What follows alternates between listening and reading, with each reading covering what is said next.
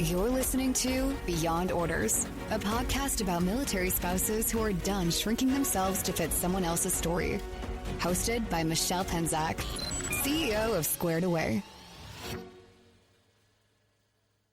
Thank you for joining us on Beyond Orders.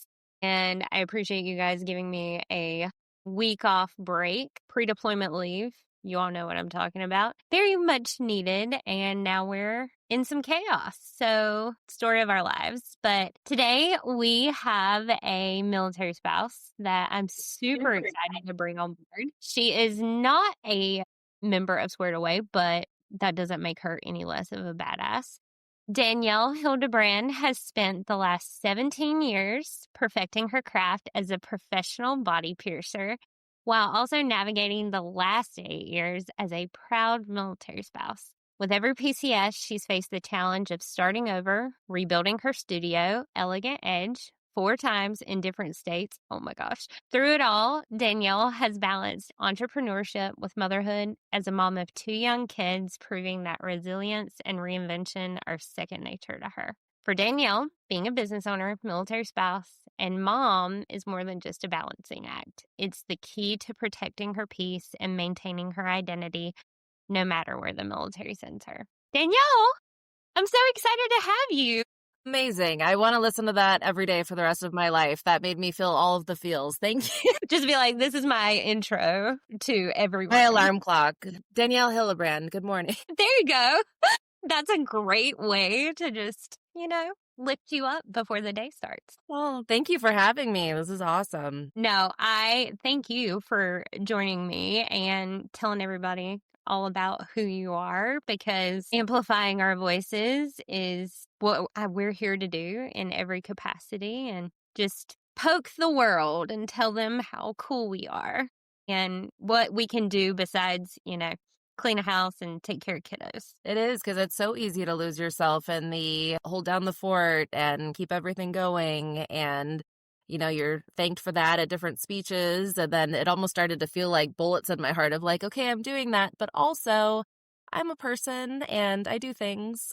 So It's so nice that you do this and you highlight those other things that we also are, as long with military spouses. I think that title is a great title, and I definitely don't want to downplay everything that goes into that role, but I hear from not just my team, but my friends and our peer group, and they're just like, I feel like I've lost myself. Like, I'm Michelle or Anna or whomever, and they're like, I'm just lost. Like, who am I other than, a dependent on an LES? Yes. Google that if y'all don't know what it is. All the acronyms. Yes, exactly. So how did you become a military spouse? I think that's always such a fun story. What brought you into this chaos? I think mostly I just accidentally lived near a very large Marine Corps base in Southern California. And statistically, they got me. That'll get that you every time. It'll get you. Yeah, I had spent a few years of my childhood in Wisconsin and have quite a few family members there, and then ended up meeting this Wisconsin guy. And the weird thing is that we actually have family members that know each other in Wisconsin.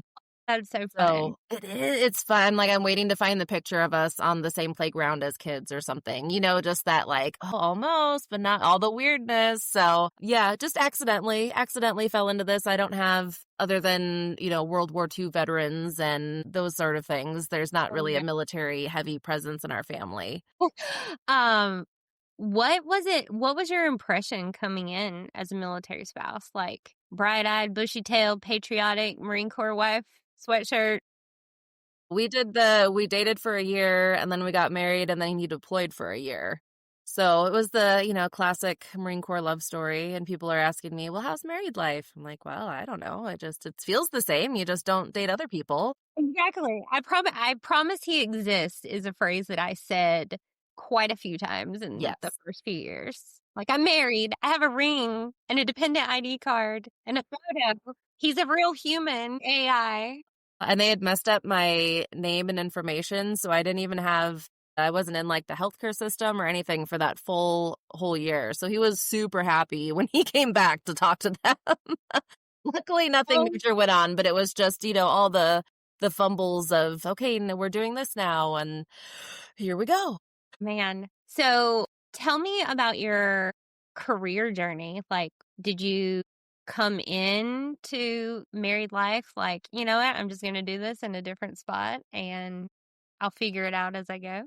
A bit. I started body piercing in 2008, the same year that I started in college, and I had these kind of two sides almost, because I was a very serious medieval historian.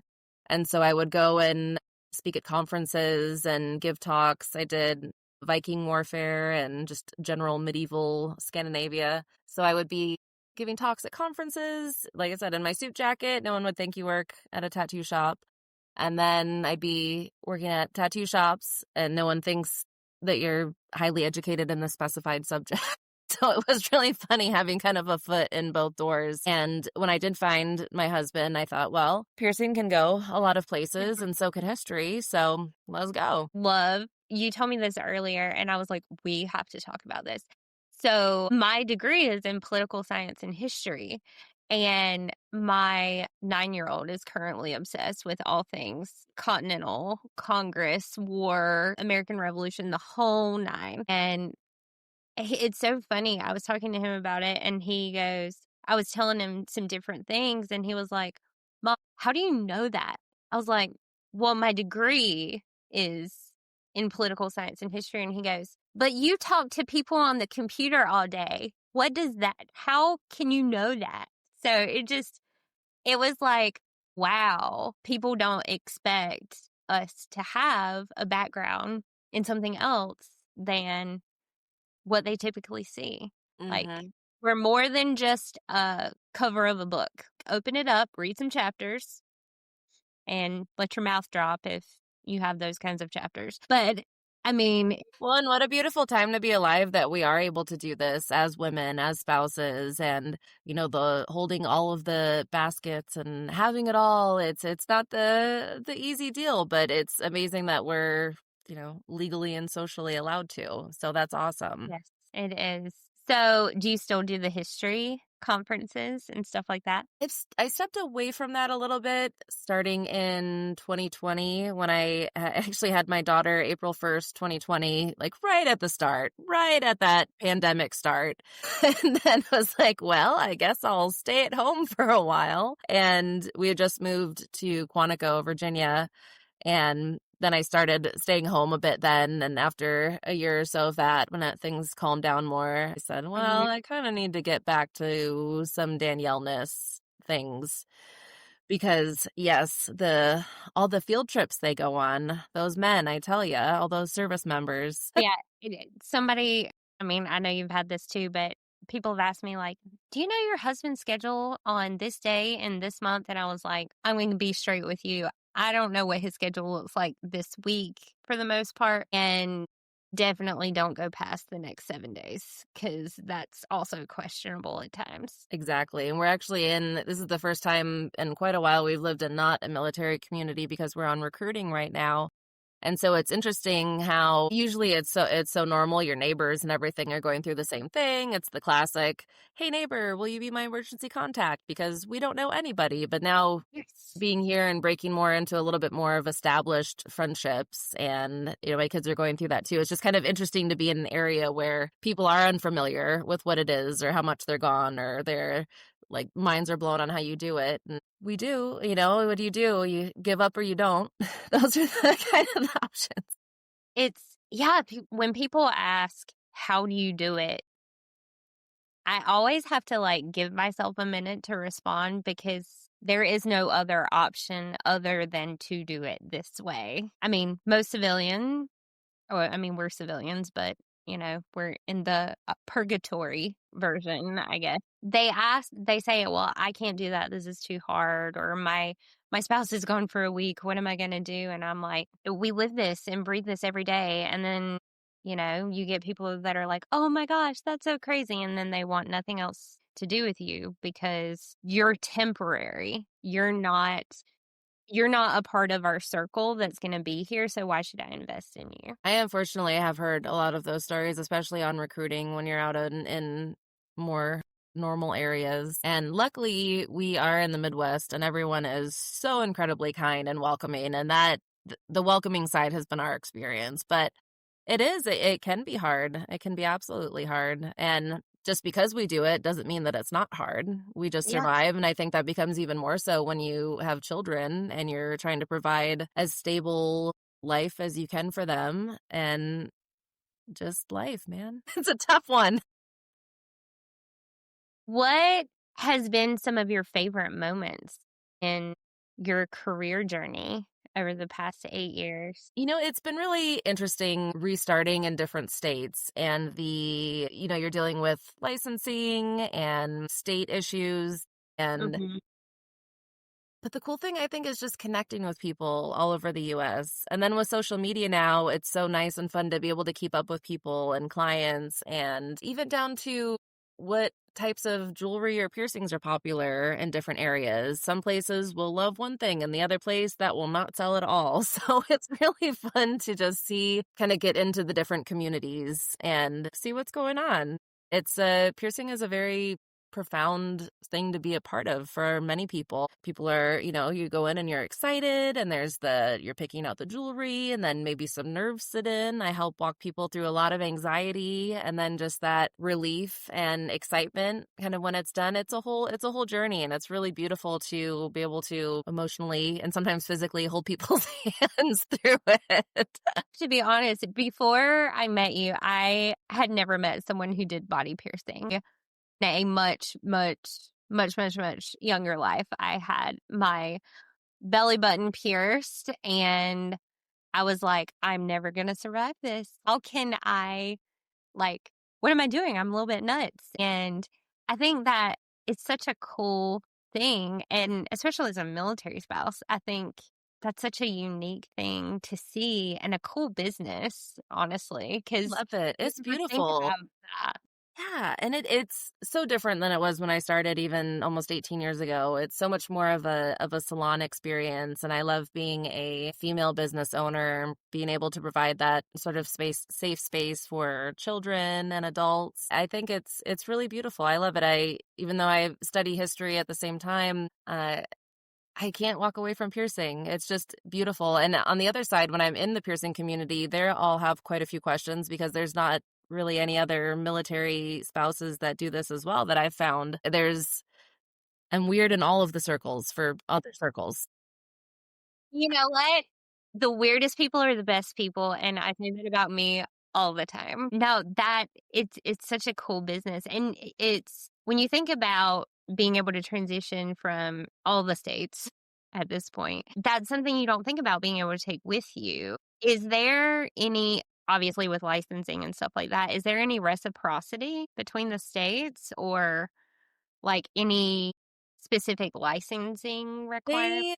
Well, state licensing varies greatly. When you're, for instance, in California, you pretty much just register yourself with the local health department, and then that's it. You give them some money. Other places, Virginia, for example, has a very intensive test you even need to take. And I sat down, I was like, a piercing test, that's funny. And it was really I had to sit and think. It really went in even to the metallurgy of how the jewelry is created. And it was really in depth. So there's a huge range, and there's many professional body piercers that are fighting for more regulations around these things because there's unsafe piercing places everywhere as well. But being able to go state to state has been wonderful, and being able to have a business where I'm making my own schedule is hugely helpful as well with children and spouses in and out. There's not really reciprocity via licensing, but most of the people within the government that I've talked to have been very kind, knowing that I'm a military spouse, and there's a lot of fees waived every once in a while, which is nice Oh, for great. active duty. So it's not easy to jump around, but it's worth it to me. And that's all it needs to be. No, that's incredible, because I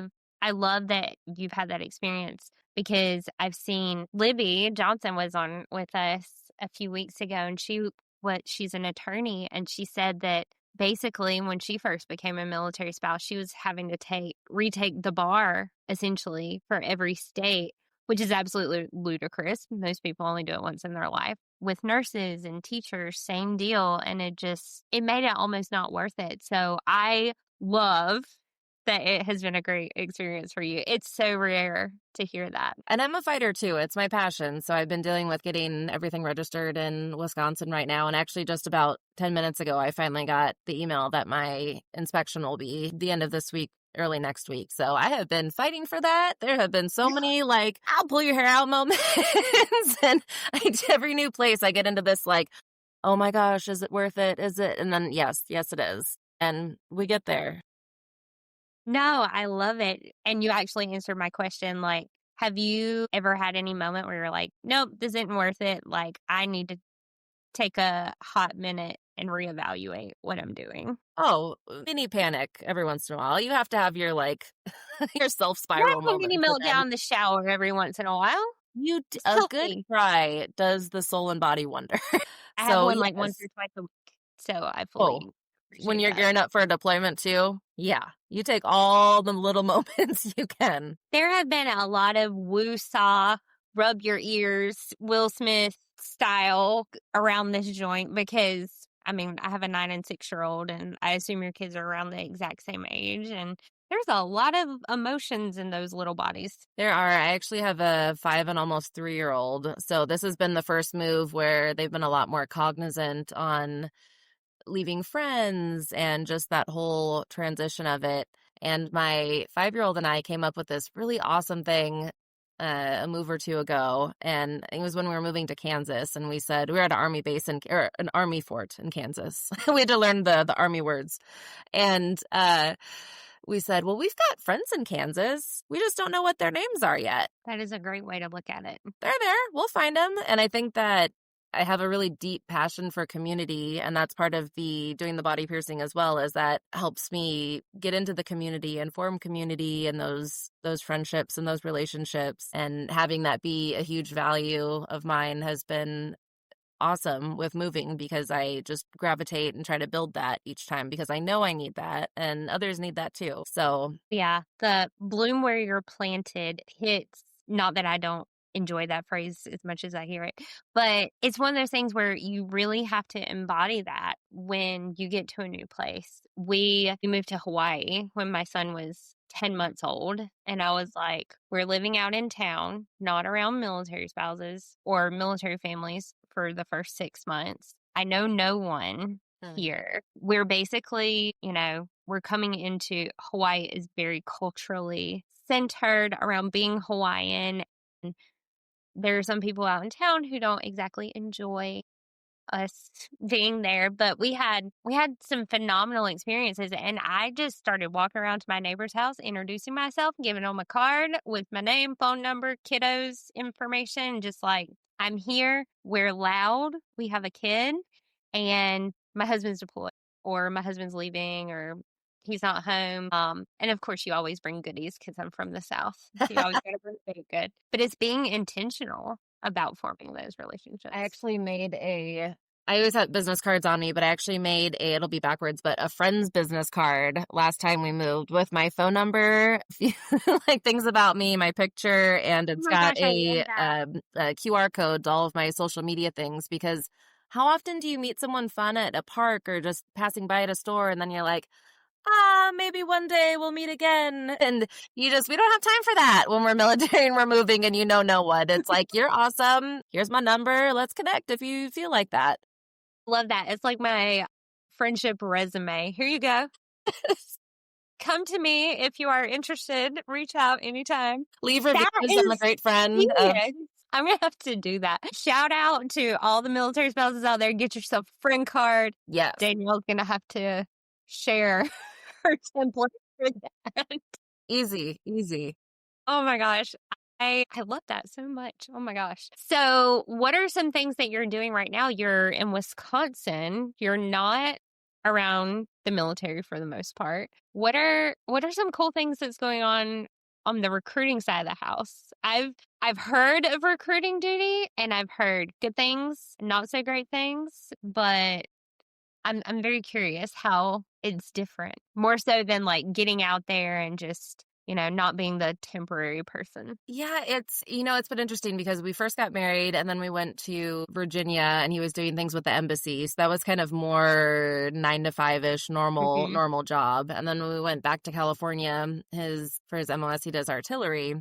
And he was standing up a new unit he actually helped introduce missiles to the Marine Corps. He was the guy who stood up that unit of kind of bringing artillery into the future, which was really cool, but also a ton of work. So he was, gone quite a bit. And with recruiting, it kind of just feels like that we're back in the fleet or something. He's obviously not gone, and he's not in a dangerous area, but he's got a pretty big area that he covers. And so he's, trying to go around and trying to connect. And on the spouse side of that, it's also hard because you want to help the spouses connect. But then how do you do that when you're geographically so far? It's already hard when you're on the same base, just doing a coffee meetup or something. But I'm trying to facilitate a little bit more online presence because we need that. We need to be able to come together and understand each other.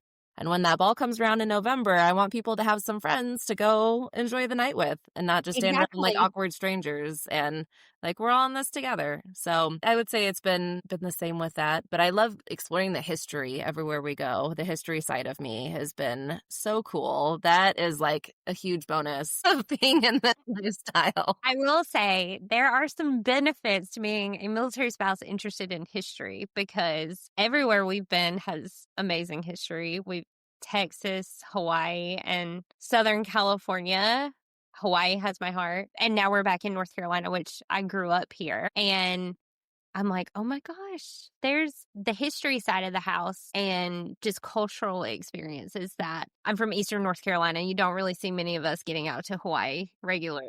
So it's been really cool to deep dive into, how Hawaii operates. Southern California, I knew absolutely nothing about San Diego before we moved there, other than there was a cool zoo somewhere. But I will say, the history piece gives us a leg up because I think we get to deep dive so much more. So we were just at Fort Leavenworth for a year in Kansas, and that is, if you ever get a chance to go by there, is so cool.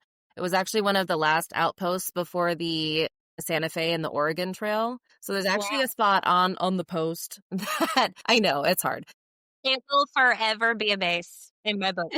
That was our Marine Corps wives chat. We were like, Marine wives on post base or something like that. But there's a river that goes through, and you can see even the old wagon ruts still going up the hill to the last store there was, and then just west. So there's so much cool history. And with your son being interested in history and kind of along that eastern seaboard is really cool to discover too. Oh my gosh. Him and my 6-year-old are pretty hysterical. I think our forefathers are probably rolling in their graves because of them. But they like dressing up as British soldiers from the American Revolution.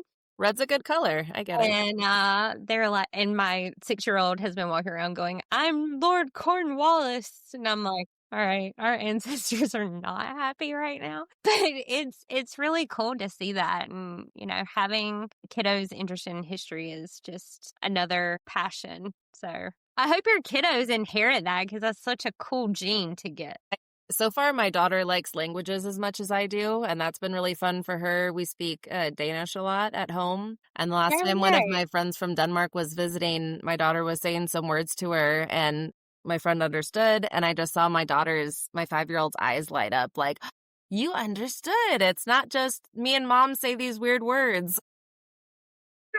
That is so cool. Man, I'm going to have to tell my husband that his mom is Danish. Really? So we do the whole thing at Christmas, little Christmas Eve. Æbleskiver and all the good stuff. What akavit? Yeah, yep. Do you hold hands around the Christmas tree? We have not done that, but we pickled herring. That's all I'm going to say. Like, I noped out of that one, but every Christmas, or December 23rd. We do that. Yeah, you do it in the evening. It's such a small world, and that's what you learn, I think, as a military spouse, too. It is such a small world. There are so many connections, and no matter how, like we talked about, maybe some surface level, someone looks different. It's neat. I love it. Oh, man. We have a way amazing, much more amazing community than everyone gives us credit for. I feel like a military spouse Facebook group could run the world. Or destroy it, depending on which one you're in. Yeah, depending on which way the wind blows that day. Oh my gosh. So for new spouses and people who are just deep diving off the cliff into becoming a military spouse, what are some words of advice that you would give them? I think just create community, connection with your spouse, because that can be hard too, of them coming and going and the dynamics of that, especially if there's children involved. But I really think that community is just everything, and being able to find people that you connect with and can just exist and do life with, even if it's just for a couple of months or a year or whatever it is. Yes. We have to have that. Yeah. And you have to make it. Yeah, I think we've all been here, but there are moments where you're like, well, I don't really want to go to this event, or I really don't want to go to this dinner or something. And once you get there, you're like, okay, this is why I came. These are my people. And, finding someone that you can bond with. And I got to tell the story. It's hilarious.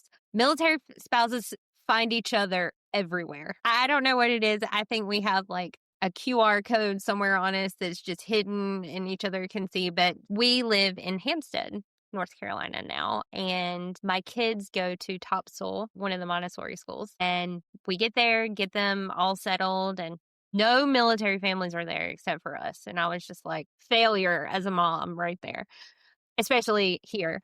Mm-mm. I was like, Words back up. We don't even need to say that. We're not being mean. like, how did this happen? How did this happen? Well, then my youngest went to school, and I don't know why he was telling this story or how he got it in his brain, but he kept telling one of his friends that his dad was a bank robber. So his birthday party was coming up a few weeks later, and friends are over and everything, and new friends from school. And this mom walks up to me and she goes, I have a question for you. By the way, I'm Ryland's mom. Did your husband rob a bank? I was like, wait, what? She said, oh yeah. So he said that he heard it from your son at school. And I'm number one, I'm intrigued. And number two, I'm just curious. And I was like, for one, no, he did not rob a bank. And Yes, here's the laminated newspaper article I carry with me.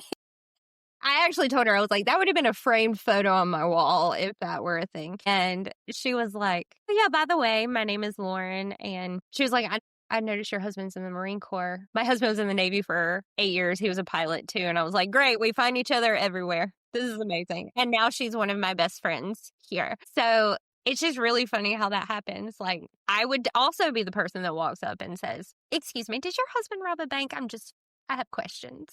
And I just been curious and it is, there's just that human need to belong. And it's neat to find that in different circles. I find that in the military circle. And then I also, even in July, I went to a week-long professional body piercing conference in Las Vegas.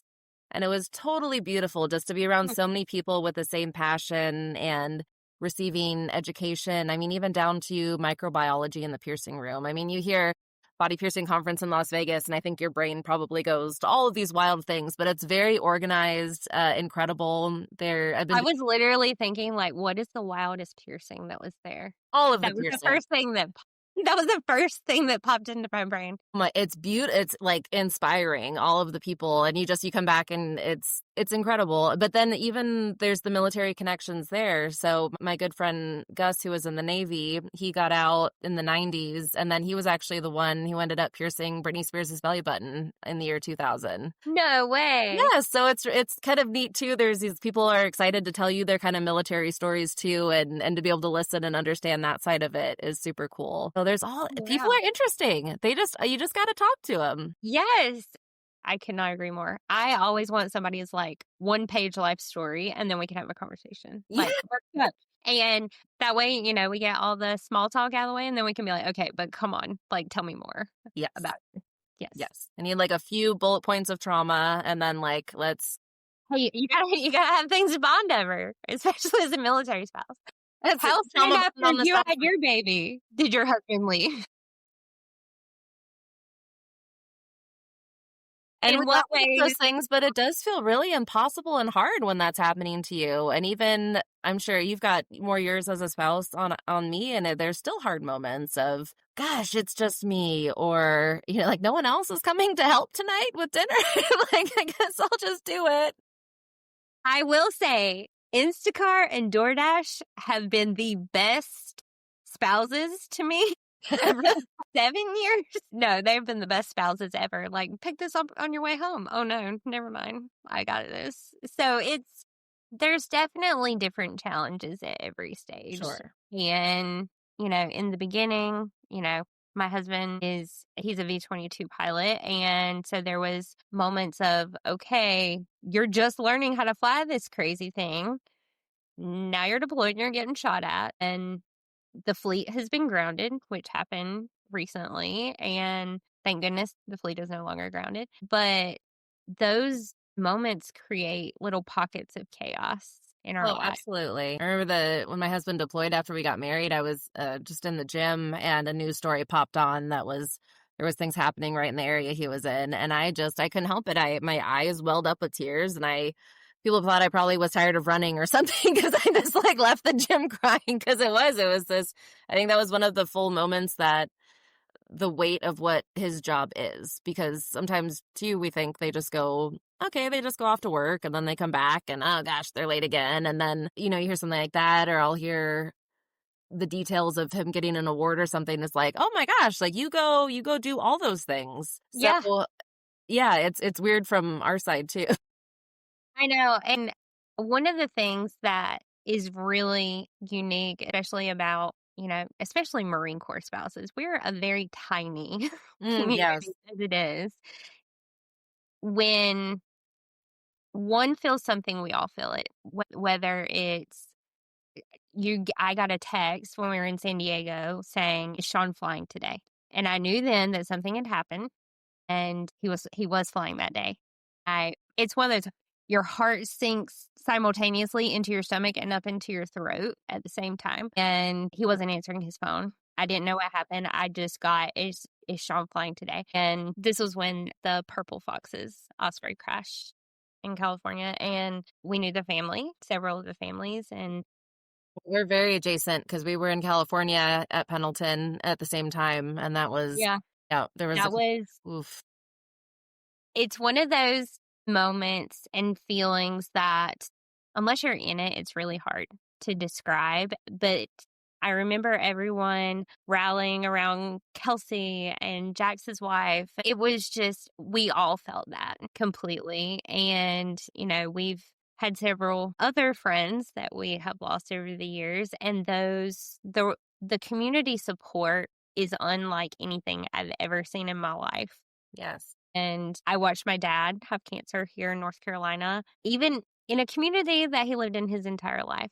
And he didn't have that type of support. And I see the support that we give each other, and it's like a bond that's never broken. It is. Someone goes through something, meal trains are set up immediately. There's, how can I help with the children? Can I do pickups? I had some issues with kidney stones a couple of years ago, and I had stents put in, and my kids are already small. They were very small then, and I had to be the one to put out and say, hey, I love giving the help. I'm in a position where I could use some help. And that's so hard saying too, of it is this community, I'm having a tough time, because no one wants to be that person. It's way more fun to deliver the casseroles to the person. Absolutely. Help. Asking is the worst thing ever. But I will never forget hobbling over in crazy pain to get some water and opening up my fridge, and it was full of beautiful food that I had not shopped for, I had not planned, I had not prepared. It was there, and the spouses showed up, and that is just, it gave myself goosebumps just thinking about it. I was just thinking, you gave me goosebumps, because it's like a shock and awe. Like, you're equally stunned, but equally just so thankful and gracious to that person. I will never forget one of my friends in Hawaii. After I had my second son, Sean had to leave and go back on deployment, and she was in my laundry room folding my laundry. And I was like, do I tell her she doesn't have to fold my bra, or do I just accept Accept the help? Yep. And I didn't know. I was speechless. I didn't know what to say. And I'm very much a type A. So I'm the doer, again, the casserole maker, not the casserole receiver. And it's hard to It accept is. that. But Honestly, being, because I've got not an incredible amount of piercings, but I have piercings and I've got quite a few tattoos. And so I didn't 100% know what the community would think of me or on playgrounds as of what, because I spent the majority of my life in Southern California where almost everyone looks like this and hanging around tattoo shops where people are way more tattooed than I am. I tried to think about it with my history career, and I don't have any tattoos like below my elbows, so I could still wear, suit jackets and different things and kind of blend in. But I was very grateful to find a very accepting and welcoming community, other than one old angry guy on the internet that told me I was going to ruin my husband's career by doing this because he was a Marine and my husband will never get a high visibility job. He was already in high. Like, it's not like, ooh, out of here with that. those are the bless your heart responses. I wish I was from the South. I need to just adopt that. Be like, sweetheart. Just adopt it because, it's so useful. And well, and doing piercing is so neat because you're immediately meeting people in your community and you pierce people that their spouses do all sorts of things up and down. And so I'll be chatting with someone and then my husband will be like, hey, did you know that's like so-and-so? And I'm like, I don't know. You just chat. It's just people, like that's like your side of the job. Like I have my side, you have your side. Yeah. And I think he's sometimes shocked of how far that spouse reach goes too, of, when you're talking in last names, of course, of like, oh yeah, okay, that spouse, I know that one, and put it all together of like, okay, well, how can we support them or do this? And so it's a whole unseen side. It's not just, oh, my spouse has a job, but then as you're going into creating space for us too, to be people and humans and fulfill that side of it is awesome. I love that you're highlighting that. That's like beautiful. We talk to each other a lot as a community and say, oh my gosh, let me just tell you what's happening in my cray.